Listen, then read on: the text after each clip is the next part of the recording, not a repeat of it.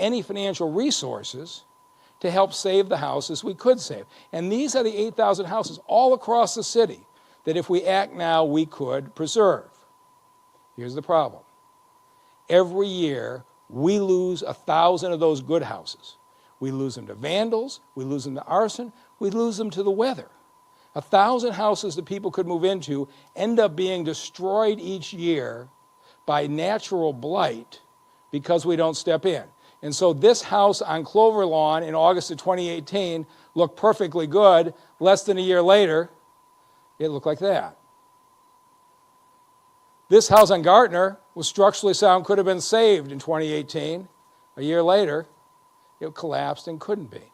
People in the city of Detroit neighborhoods have watched this happen week after week, month after month, year after year. The house that got abandoned across the street from that could have been saved was allowed to deteriorate. And so this house just last August in Hamburg was absolutely salvageable, and less than a year later, it's gone. This is what's happening to 1,000 houses a day because we're not intervening. And this is the case that a number of city council members and community groups said is, hey, let's save the structurally sound houses before we demolish everything. So here's what we're going to do. We're going to go at it in a three-step process. We're going to go at these 8,000 salvageable houses. And first step, we're going to go in and we're going to clean them all out. A lot of them are filled with trash, with tires, in some cases dead animals. We're going to go through, and each of them we're going to clean them out. Then second, we're going to secure them. The board-ups have been very successful, but plywood can be pulled off relatively easily. It is not long-term security to preserve a house. And so there's a product, for example, called Clearview. It looks like glass. It is actually an unbreakable polycarbonate. You can't get into it without melting it off. It's more expensive, but instead of plywood, it preserves the house. Or there are other systems like this that is a heavy-duty steel system. We believe that about 6,000 of the houses need a strong exterior protection installed to give folks time to rehabilitate the house. So our priority is going to be this. And then third, we're going to go to the roofs. And we're going to fix the leaking roofs so that the water's not pouring in doing the damage. So if we can clean them out, if we can secure the exterior so you can't have intruders, vandals getting in, and you don't have leaks from the top, now the community groups, the neighbors, have got the time to keep these houses in good shape. So what will it do? It will give the community partners time to move in. Look, if the house looks like that and is secured like that, what does it do? It adds value to anybody that wants to buy it. We'll probably put $10,000 or so per house into securing the outside, fixing the roof. That means for anybody who buys that house, we've added $10,000 or $15,000 worth of value right off the bat. It makes it far more attractive to the community groups. And if you're a buyer who wants to fix it up, you can put in plumbing and furnace and not have to be nearly as worried that somebody's going to come in and steal them because we have a secure exterior system in place. And we're already talking to City Council about a policy that will give preference to the neighbors so that people who've been in the neighborhoods can get the first shot at these homes. This is the way we ought to be doing it. That, along with some other funds, will allow us to take down 8,000 houses that look like this, that have to be demolished, and we can do that over the next 3 years.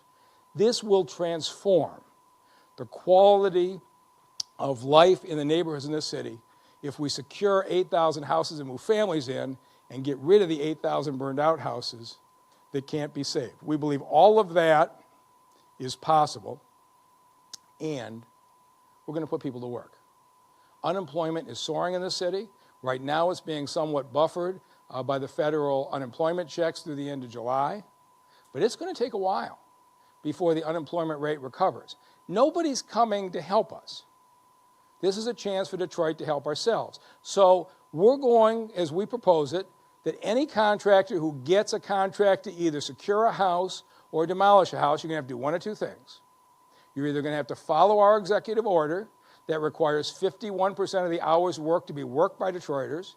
You're going to have to put Detroiters on the job, or if you're in a company that doesn't have 51% Detroiters, you can sign up for the FCA hiring process. And those of you who are familiar with this know FCA has agreed that to fill all of their positions in the city, they are interviewing Detroit candidates screened and recruited by Detroit at Work before they interview anybody from the outside. So Detroit at Work is getting ready to do training programs and recruitment programs. We're going to get Detroiters ready for these construction-related jobs, and we're going to require the companies doing work to hire Detroiters, putting Detroiters to work rebuilding our neighborhoods. The other thing is, we want the work to go to Detroit companies. And there's been media coverage about the fact that Detroit companies didn't get a lot of the federal demolition work. That's true. Under the federal rules, we were not allowed to give preference to a Detroit company. Federal law doesn't allow it. But this is city money. And now it'll be governed by city council ordinances, which means there are preferences that are significant bid benefits for Detroit-based and Detroit-headquartered companies. We believe well in excess of 51% of the contracts will be awarded to Detroit companies. We will build up Detroit companies in the construction-related areas and have them hire Detroiters. This is a way to create significant stimulus in the city of Detroit for at the same time that we improve our neighborhoods. And finally, because of the partnership between the mayor and the council in managing our finances, we're able to do this. And we can sell these bonds without raising taxes. We've had 7 bond rating upgrades since we left bankruptcy in 2014. Nobody would have predicted that 6 years ago. And when I stood in this room and moved quickly on the budget response to COVID, and City Council, a few weeks later, on a 9-0 vote, adopted those budget balancing measures, Wall Street praised the city of Detroit as a national leader in responding honestly to COVID-related challenges. So we have the credibility to be able to sell these bonds. And the CFO has already started conversations. We believe these bonds absolutely can be sold. And because we've done so well financially up till the last few months, we already paid down $180 million we had in bankruptcy, which means because other debt is being paid off, we can sell $250 million worth of bonds, but your taxes won't go up because the other debt has been paid off and is being paid off in a way that this will be in its place. It's basically like refinancing your house and spreading it out over more years, but keeping your mortgage payment the same. This is a question. Is it worth $250 million to finally not have a generation of children in Detroit grow up in neighborhoods full of blight? Can we fix this once and for all? And so what we're saying to council is, this is a decision for the voters. We aren't asking city council to sell the bonds. We're asking the voters of Detroit to sell the bonds. We'd like to have a 3-month conversation and say to the people of Detroit, we've got 8,000 houses that look like this that are deteriorating. Or we can have those 8,000 houses go from this to this. This is the conversation we'd like to have in the next 3 months. I just think city council leadership deserves enormous credit. This is a much better plan. I got to tell you, the November plan that failed was my plan. This plan is a product of teamwork, and it is a much better plan. And it's a much better plan in significant part because of the participation of the person who voted against us in November and has been telling me ever since that he was going to make it better, Councilman Andre Spivak. Councilman? Thank you, Mr. Mayor. Good afternoon, everyone. So the mayor is right. The day we had our vote, I think I came right downstairs after we took that vote, we began conversations that day. And I asked for a more robust plan to have some of the homes renovated, to do more for our local contractors and demo contractors. And we have that right here. And I support this plan. I'm ready to vote for it when that time does come. I still receive phone calls from residents who live near a vacant house and is leaning close to their home. I still have residents who cannot get homeowners insurance, and they're on their property because they live in an area where they have too many vacant homes. And this plan will help take care of that. It does several things for me. It satisfies me. One, we will save some homes that can be saved, meaning We move families in those homes. We build up neighborhoods. They begin to pay property taxes, and we have more money for our city finances to improve our city all around. Secondly, we will demolish all those homes that have been eyesores, not for weeks, months, or years, but in some areas they've been eyesores for decades. And so we're going to do that with this plan here. I also asked the mayor, can we do more for our locally based contractors who are here? As you heard the mayor say, we couldn't do much with federal guidelines, but now we can do that. And we have men and women who are prepared right now to demo a home, do lead abatement, to do air monitoring. They're prepared right now to do that. And because they are locally based, they hire Detroiters, and more folk in Detroit can work. It's a public safety issue as well, to keep our neighborhoods clean and to keep them safe. And so I'm hoping that this goes past the council within the next 2 weeks. It goes to the people in November, and we can move forward. Our job as a council is to only place it on the ballot. When we do that, the administration and council will go throughout the community, providing an educational tour to let people know what we're doing and how we'll better manage our finances and make sure we do it correctly going forward. I'm confident that council will take care of the dollars we will approve. At the end of the day, every contract that we procure comes past the council for an approval. It comes by us. And so we're going to make sure that we spend our dollars correctly. Also, we have men and women who are prepared now for new careers.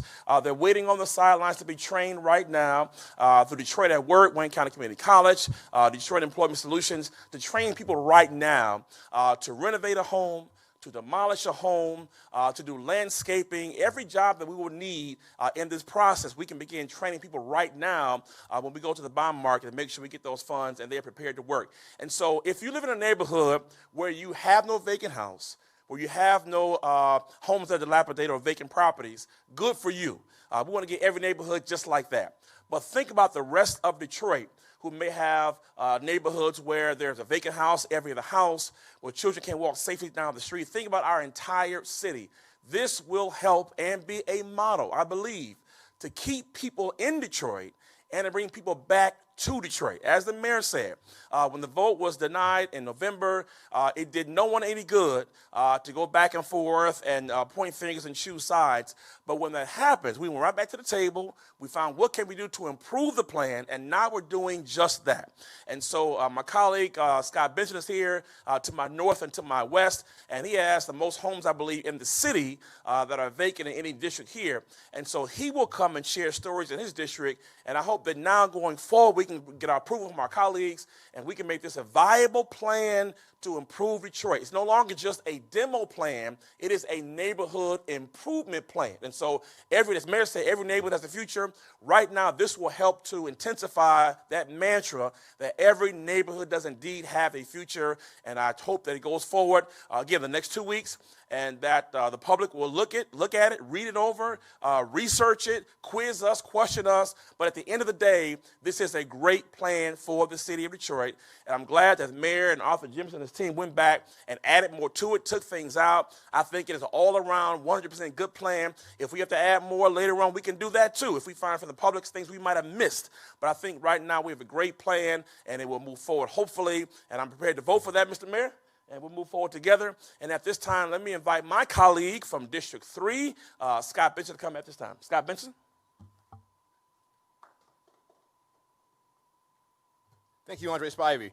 Just number one, I want to say thank you to the administration, to the mayor, to my colleagues, and to the community for helping to make this a better plan.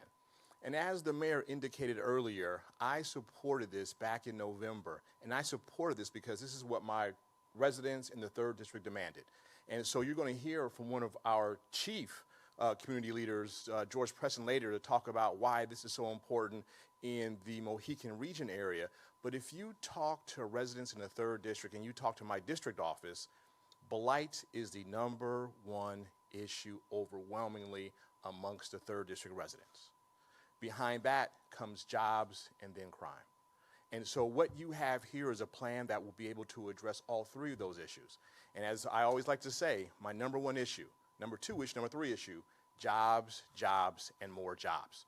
And so when you have the opportunity to bond and take on the money that we can invest into our neighborhoods, we're going to be able to knock down homes in our most challenged neighborhoods, in our most low-income neighborhoods, the areas that didn't see these type of resources in the past.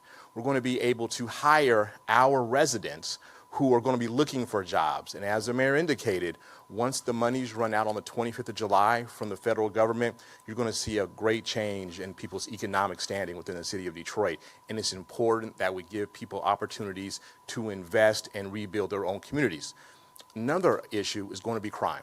And so when we had public comment regarding the blight bonds in November and October of last year, we heard from residents who talked about walking to high school, but having to walk in the morning and then having men cajole and try to drag them into homes so that they could be done with in ungodly ways.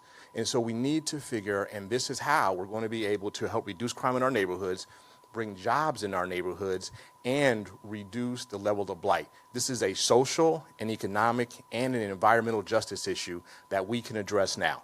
And so when I listen to my bosses, Ms. Causey in Crayons Woods, Ms. Leatherwood in Crayons Woods, who talk about how they have lived in their homes for 50 plus years, and this is now an opportunity for them to get rid of the rats, to get rid of the vermin, to reduce crime, and to help them have a quality of life that they haven't seen in decades. So I listen to my bosses. I am fully in support of this because number one, we're going to be able to remove the blight, but number two, we're also going to be able to bring more residents back into our neighborhoods by rehabbing these homes and in hiring our neighborhoods, hiring residents from our own neighborhoods to help improve our neighborhoods. And so when I talk to my leaders like George Preston, who's going to be coming up next to talk about how this is going to have a positive impact in his neighborhood, I listen and I support, and that's why I'm glad to be introducing George Preston today from Mohican Region Homeowners Association, the president, about what his thoughts are around supporting the neighborhood bonds. Proposal N. Thank you, Mr. Preston. Thank you, Councilman Vincent. I feel like I'm repeating some of the things that's already been said, but I'm excited when I hear what is happening with the mayor and also the city council. I live in these neighborhoods now. I've been in my home for almost 40 years, and I've seen some changes come about in my neighborhood. Now, I'm one of those fortunate. I could have moved, but I love my neighbors. I love my community, and I decided to stay and just get involved. And we meet, and we organized our group, and we meet monthly to talk about the issues and concerns of our community. One of those concerns being the blight in the community, and that's some of these vacant properties. And now we try to do our part in terms of trying to keep it as clean as we possibly can, but again, we want people in those properties. So I'm excited when I hear that hopefully this is something that's going to be coming. We're going to get people hopefully in these properties, and we're going to get these properties cleaned up and just bringing about a vibrant neighborhood in our community. And once we get those occupied, hopefully that means we're going to get businesses coming back into our community. So as I look forward, as I was saying, I feel real excited about what is going on and where we're headed. I want to thank you for this opportunity just to share my thoughts with where we're going. And with that, I'll turn it back over to Mr. Jameson. Great. So I have the luxury of introducing our last speaker, and then I'll come back and start taking questions. Chandra McMillan is the convener of the Detroit 21 community development organizations in the city. During the last dialogue about blight bonds, as they were so named last time, began interacting as a result of some writings and some editorials with Detroit 21 on ways that they could be part of the work that we were doing and more explicitly. So out of that conversation came a process that I'm hoping that Chandra McMillan from Detroit 21 will share and how it's part of what we're doing right now. Chandra?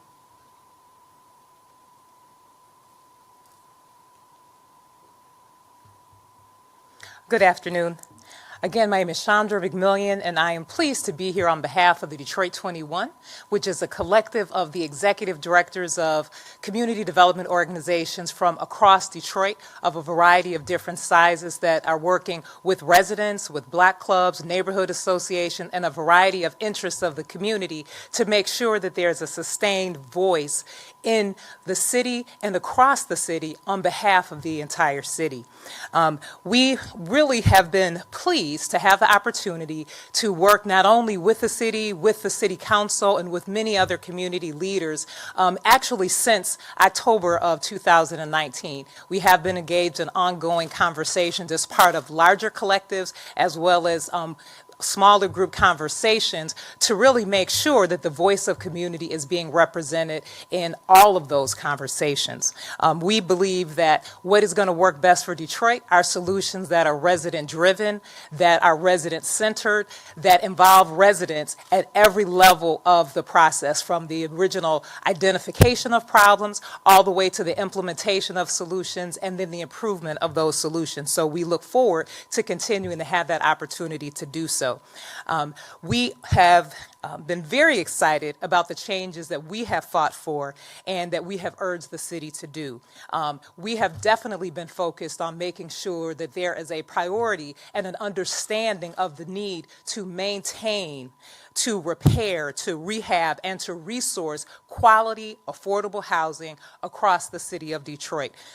We know Detroit has been known as a place where you can get a home, and unlike many other communities. And we want Detroit to continue to be known for that, especially right now, especially as a city that provides equal and equitable development across the city, where if you want a good home, you can find it in Detroit, that we really establish an even new level of really pride in who Detroit is and the kind of home that you can develop that, again, addresses a variety of different community needs. We have also, of course, supported the demolition of unsafe and unstable structures. So we actually support the combination of the multiple strategies to address, and not just one size fits all, but to really do a quality assessment to make sure if it's a good house that needs some work, let's invest in that. If it's a house that is really never going to be able to be restored, then we would like to see it removed as quickly as possible. We received the proposal in yesterday, and we are going to be meeting to analyze it and to provide feedback, and we look forward to continuing to be into conversations to ensure that, again, it is representing the interest of the cities and the residents across the city. We are very interested in specific numbers to really understand what resources will be going to community and in what way, so that we can understand the impact and make sure that that impact is going to be one that residents can see and that residents are excited about. We have also been working with the city and others in the development of pilot programs to really work towards, again, comprehensive community development that is holistic, again, that involves residents, that involves a variety of neighborhoods, and that is truly citywide. So we look forward to meeting to assess this, to provide feedback, and potentially the opportunity for residents to vote on the degree to which it meets their needs, and that the CDOs across the city of Detroit will continue to be focused on representing the resident voice, serving those resident needs, and making sure we get the resources to do what really is going to lift up Detroit and make us all proud. Thank you.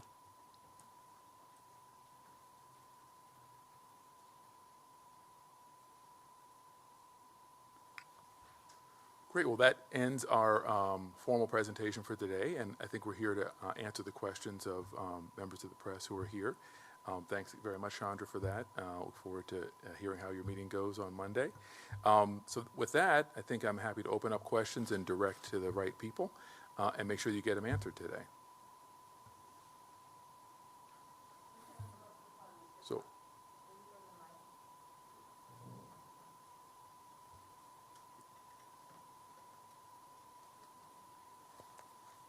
My name is Carson Hedgepeth. I just had a question. Mayor Duggan was speaking about just making sure that Detroiters are being hired by the contractors, and I just wanted to know, I wanted him to expound on that really, like, is that being incentivized? Or is there some kind of program that council is putting in place to make sure that happens? Sure. So I just wanted to know. Mayor, do you want to do that?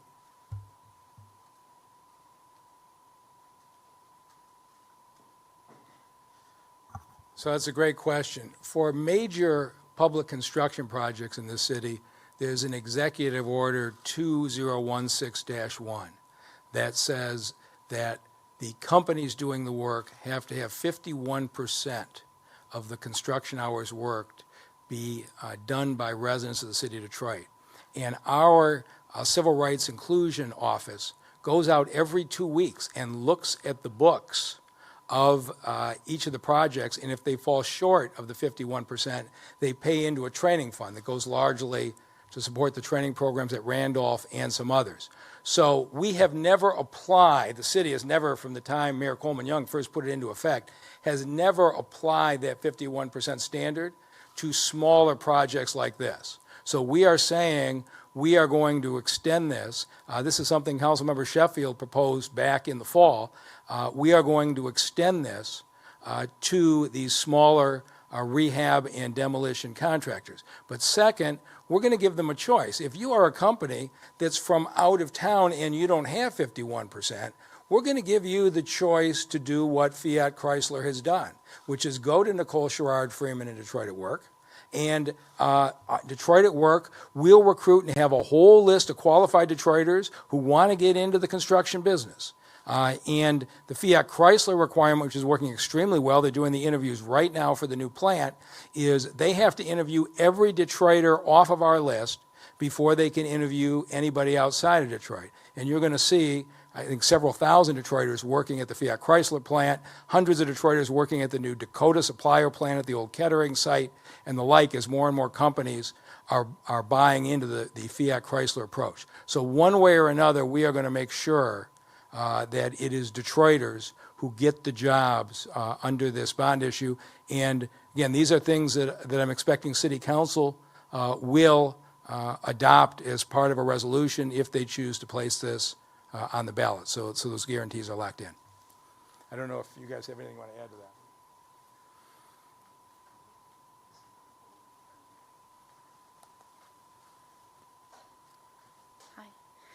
So some are questioning the timing of reviving this in the midst of an economic crisis that brings with it the potential for more mortgage and tax foreclosures. He mentioned that unemployment has soared. Meanwhile, you're currently still dealing with tax instability. I'm told right now Detroit homeowners owe cumulatively about $100 million in taxes. In the event that all those properties were enrolled in pay-as-you-stay, that would be reduced to about 25 mil, 30 mil, but that issue remains. So we have an existing housing issue that could worsen. And we know that when houses go vacant, that creates blight, and it's often more expensive to eradicate blight than prevent it.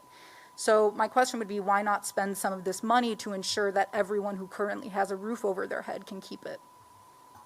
So I guess I'll start, and Mayor, if you want to add anything, I'd be happy to have you do that. So as I think you and others have covered, last month, late in the month, the council accepted and approved just under $30 million of money from the CARES Act in the form of CDBG, Community Development Block Grant Funds, and something called Emergency Solutions Grant Funds. And so that was put into a series of unprecedented things for at least for us. Eviction defense, rental assistance to people who are in need, and a series of food delivery and other programs that are designed to respond to the kind of emergent needs that people have in this crisis, which I think are going to become more acute as the additional payment goes away at the end of the month. So just to give a little sense of scale, that $30 million is approximately the same as the entire city's annual allocation of community development block grant funds. So it's a very significant amount. I should add that in the period since that acceptance, the city's also been granted another $9 million of emergency solutions grant funds that have not been yet accepted and appropriated. But what we're hoping is that once the funds that, for example, Wayne Metro has received through the CARES Act and is currently allocating to people who need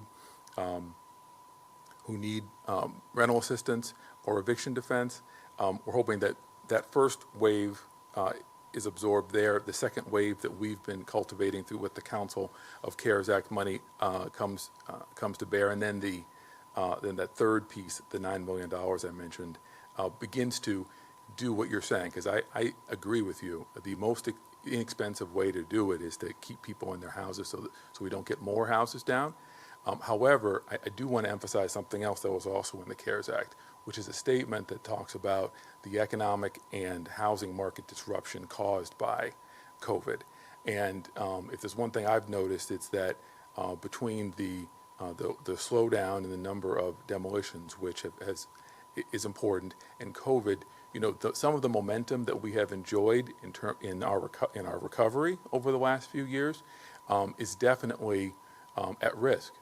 And if we are able to use the $40 million, the first 30 and then the additional 9, so $39 million, we've got to keep people in houses, and then we can use these bond funds and hopefully additional CARES Act funds to kind of supercharge this. We can have a kind of counter-cyclical investment that keeps people, and then we're able to kind of get back the momentum that we enjoyed really until COVID struck. So I want to agree entirely with the question, but we think we've got almost $40 million to attack that problem. And we don't know. Unfortunately, we don't know. But I would tell you that on a scale, it's a very significant amount. And I think I'd want to get a little further into August and September before we know whether or not it's going to be enough or we'll need more. Mayor, anything you want to add to that? So it's a good question, and it's one that sometimes people get confused on, but I want to talk about what the law is as far as selling bonds. Bonds can only be used for capital projects that have a long-term public life. You can sell bonds to build roads because they'll be there. You can sell bonds to build a police station because it's going to be there. You can sell bonds for demolition and neighborhood improvements because it's going to be there for 10 or 20 years. You can't sell bonds for ongoing expenses. We can't sell bonds to hire more cops or to hire more rec aides or to give people some type of short-term assistance. That's just not legal in a way to do it. And so what Mr. Jemison just said is correct. We've got $40 million coming in from sources for HUD that we can use for that kind of support. Bond money can only be used for long-term improvement. So we can't put this money into schools or police or anything else. We have a simple choice as a city. If you had $250 million in long-term public investment to improve your quality of life, would you put it into saving the houses in your neighborhood that can be saved and getting rid of the ones that can't, as opposed to more road projects or the like? And so that's the reason why the bond funds, if we do them, can only be used this way. And as far as why the timing now, let me give that question to Councilman Spivey. Thank you, Mr. Mayor. As we all know, running a city is a multifaceted operation. And just as we have the COVID-19 situation before us, we have protests and we have some major or some financial challenges in every city, the city must still go forward. And timing now is that this council will be in session in another 2 weeks, and we come back the week after Labor Day. And if we're going to move this forward, it has to be done right now in order to go on the November ballot. Additionally, as Arthur said, the demos have slowed down just a bit, and we have about 19 or 20 demo companies who are longing for work right now. If we can't get it done right now, which means we won't get on the ballot in November, it'll move to 2021. And we will have probably all 20 companies go out of business, and that'll mean more Detroiters out of work, 20 businesses gone away, and they may not live in the city any longer. So, and then in addition to that, the 20,000 homes we have right now may turn to 25 or 30,000. So the timing is, someone will say you never have perfect timing. I think this is the right time to do so. The mayor spoke on the financial aspect, but timing is here. We have before us right now, and we trust that we'll be a model for other cities to be hopeful, be courageous in desperate times of need, that we still go forward making our city what it needs to be.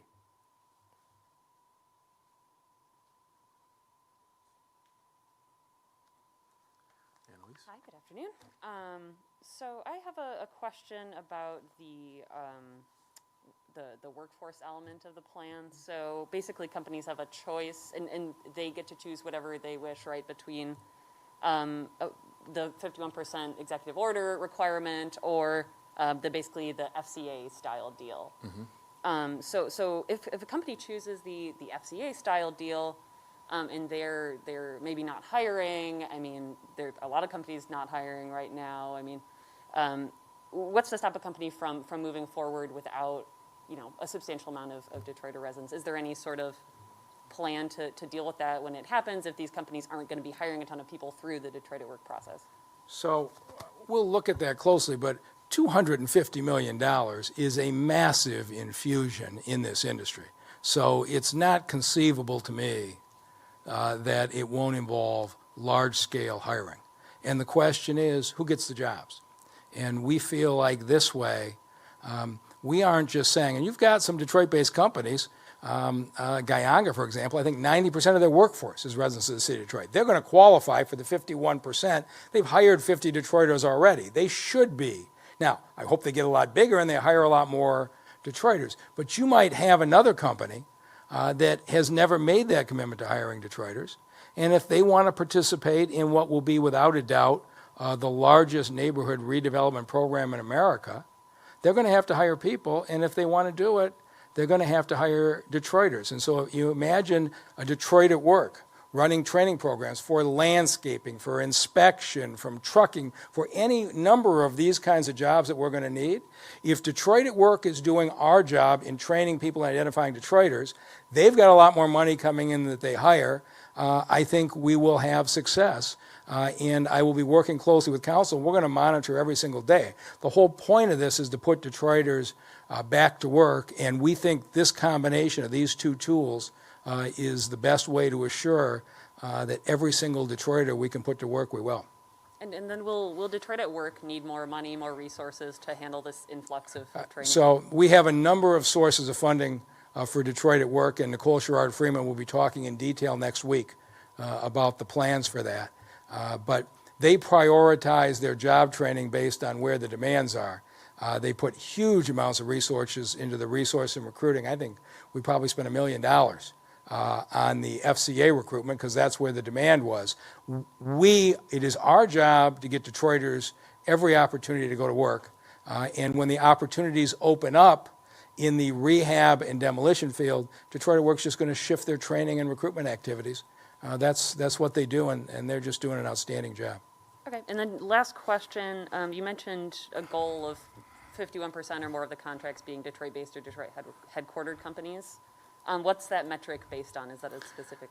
That's something that we have talked about together. We're going to set aside 30% for small businesses, and 51% overall is going to be the target for Detroiters. But the 30% for small businesses is really important because you can get small growing companies starting in Detroit. We don't want them to be squished by the big guys before they get started. And so we want to build our own construction industry base of Detroit contractors. And so I don't know, Councilman Benson has been a major advocate for the small business side, and I don't know if you'd like to say anything about the plans and how we're going to prioritize that. Thank you, Mayor. And so one of the things we've talked about earlier, but we haven't revisited, is the fact that this is Detroit money. So when it's Detroit money, Detroit gets to set the rules. So when it was federal money, they set the rules, but when it's Detroit money, we get to determine. And so this is also how we take our money and we reinvest in our communities, in our city, and we say, you know what, we want to make sure that our small businesses get a chunk of this pie. So in the past, on the federal side, you had to have the bonding, you had to have the infrastructure, and you had to have the track record, so you weren't able to get those smaller companies in who could then learn the business, grow, and then hire more Detroiters. Now we have that opportunity, and Detroit businesses hire Detroiters. And so when you had demolition companies coming as far away as Jackson, coming from the Thumb, they weren't hiring Detroiters. Now we're going to have local companies who are going to be hiring Detroiters and who have the best interests at heart for our Detroit residents. That's why it's very, very important that we see those jobs stay here. And you also have to remember that income taxes are very important to the coffers of the city of Detroit, and we have to grow our bottom line. And this helps do that. And so we are taking, and as the old saying goes, charity begins at home. We are taking our money and investing in our home. Charity begins at home. And this is another reason why residency has its privileges here in the city of Detroit.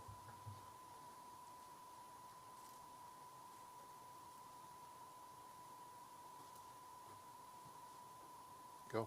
A couple quick questions, Mr. Mayor, kind of off topic, infrastructure questions.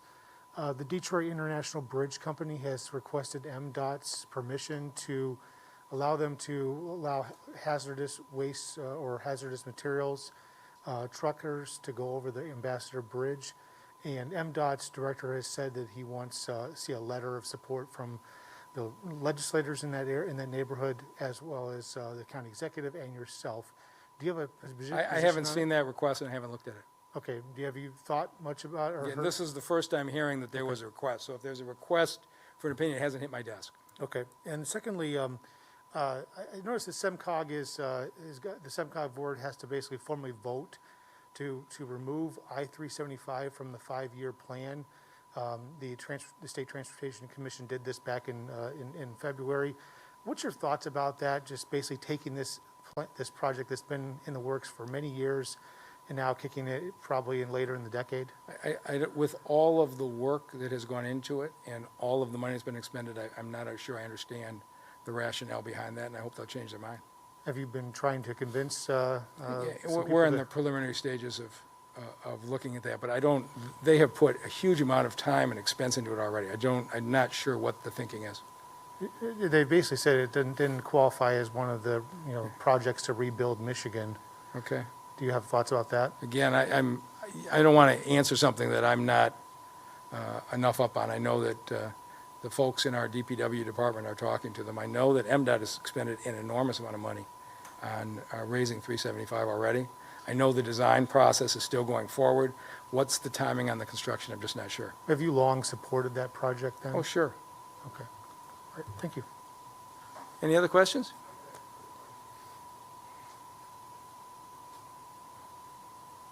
If the voters approve this, when would you guys go and actually sell the bonds? And do you expect the uncertain economic climate to affect the bond sale at all? So our Chief Financial Officer, Dave Masseron, says as of today, there is a significant market for the bonds, and Detroit's reputation is very high.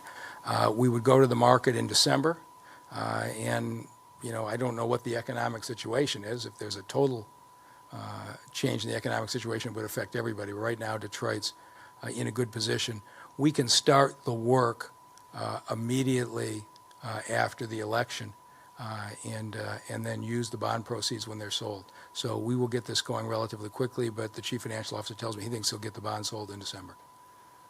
Is the city still trying to acquire private blighted properties and get them in the demo pipeline? No. So I can go in more details than anyone wants to hear, but the federal demolition rules, which were enormously restrictive, only allowed federal money to be used if the city had title to the property, the land bank had title to the property. So the land bank was taking title so they could use the federal money. Federal money is gone, so there's no reason that the city would be trying to acquire property that needs to be demolished, because the reason for it is no longer in effect. The last question. There were some concerns raised last year about contaminated dirt in some of the demo sites. Are there any developments or findings in those reviews of the dirt that you could share? Yeah, they were released, I'm going to say 3 or 4 months ago. But the issues with DMC, I think they tested 50 sites, and all 50 came back clean. Those results were released publicly at least 3 or 4 months ago. But we monitor every single complaint, every single issue on soil on every single site. It's an ongoing thing, and probably not a week goes by that we aren't challenging a contractor from our BC department on the quality of the dirt, and we're going to remain vigilant. So have there been other concerns raised since those results that were released? I don't know what the details are. I don't have the BSEED inspection reports. I just know that BSEED is continually saying, where's your documentation, where did it come from, and the like. So they're going to continue to be aggressive and continue to enforce the rules. Thanks. Any other questions? All right, thank you all very much.